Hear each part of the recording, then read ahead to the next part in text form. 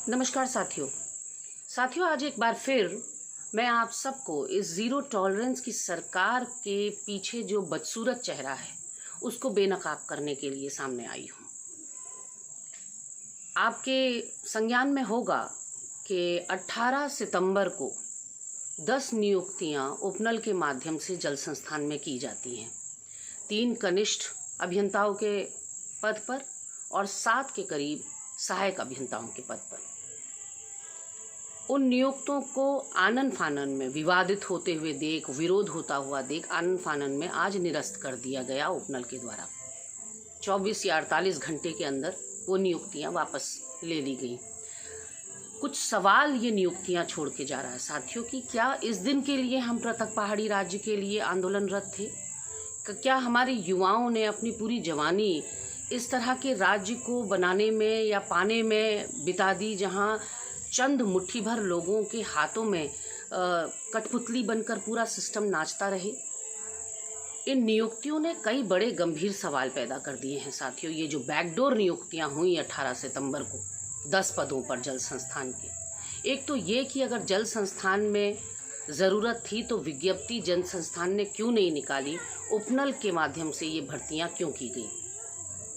दूसरा सवाल ये उठता है कि जन सामान्य को इसकी सूचना क्यों नहीं दी गई।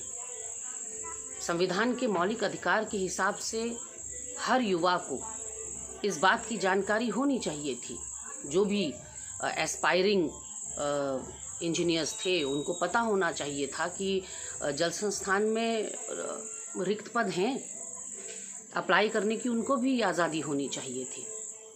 सेवा योजन कार्यालय में हमारे लाखों लाख युवा पंजीकृत हैं, तो ऐसे में सेवा योजन कार्यालय का क्या रोल रह जाता है अगर उपनल के माध्यम से ही ये भर्तियां होनी है। पहले तो उपनल केवल सैनिकों के जो बच्चे हैं, परिजन हैं, उनके लिए, पूर्व सैनिकों के लिए खोला गया था। इसमें भर्तियां सबके लिए खोल दी गई हैं, लेकिन जो लोक सेवा का पद है उसको उपनल से भर्ती करने का मतलब समझ से परे है कि ये सरकार आखिर ज़ीरो टॉलरेंस की आड़ में क्या क्या कर रही है, क्या क्या घोटाले, क्या क्या धांधलियां हो रही हैं, और इस प्रदेश के युवा के साथ कितना बड़ा छलावा, कितना बड़ा कुठाराघात हो रहा है।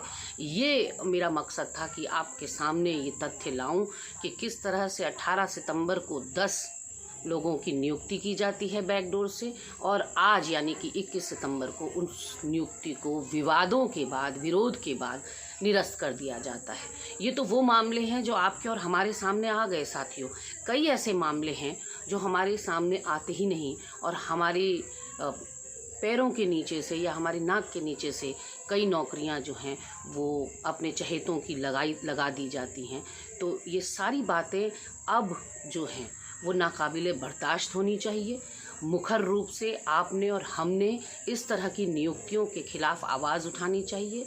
इस उत्तराखंड राज्य के युवा के साथ अब छलावा बर्दाश्त नहीं किया जाएगा। ये एक स्पष्ट संदेश सरकारों तक के कानों तक पहुंचना चाहिए। और त्रिवेंद्र रावत जी से तो मैं कहना चाहती हूँ कि पूरे सिस्टम का मखौल आपने उड़ा रखा है। ये ज़ीरो टॉलरेंस की जो आप माला जपते रहते हैं, ज़ीरो टॉलरेंस ने इस प्रदेश के अंदर एक सर्कस चल रहा है।